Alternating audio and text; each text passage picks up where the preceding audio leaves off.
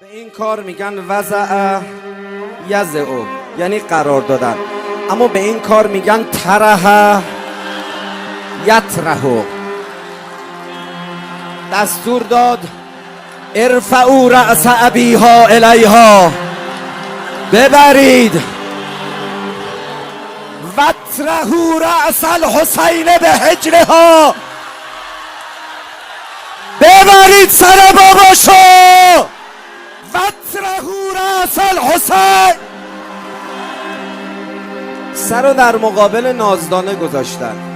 تا سر رو گذاشتن خیره خیره نگاه کرد، هی نگاه کرد.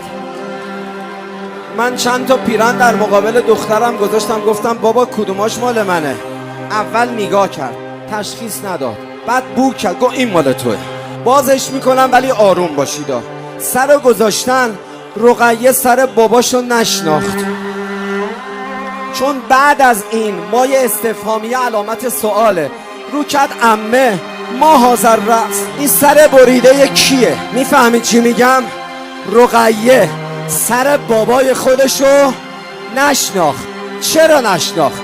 علت اصلی و معلوم نیست بگم، اما احتمالاتشو میگم. سری که 40 منزل زیر آفتاب بود، سری که چندین بار از بالای اسب از بالا نیزه رو زمین افتاده، سری که چندین بار با سنگ هدف قرار گرفته.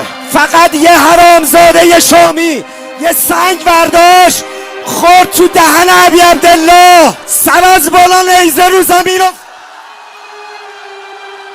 تا حالا هیزم روشن کردی؟ تا آب نریزی؟ میگن آتیش زیر خاکستره. هر چقدر گرفتی ناله بزن، هنو اصلی رو نگفتم. بیاید دعا کنی اون شبی که سر حسین در تنور خولی بوده، زن خولی اون روز تنور رو روشن نکرده. و الا از این محاسن چی میمونه؟ یکی دیگه اصلیشه، ولی باز نمی کنم. فقط یه کلمه میگم تا ته جلسه تو رو خدا الکی داد بزنی. مجلس عبیدالله، مجلس عبیدالله، دید خون تازه داره میاد. عبیدالله ملعون.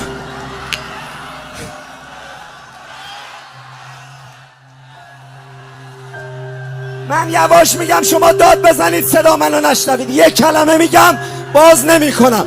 عبیدالله دستور داد خون تازه میاد، حلال کنید ببخشید، برید حجامت کار مخصوص منو بیا.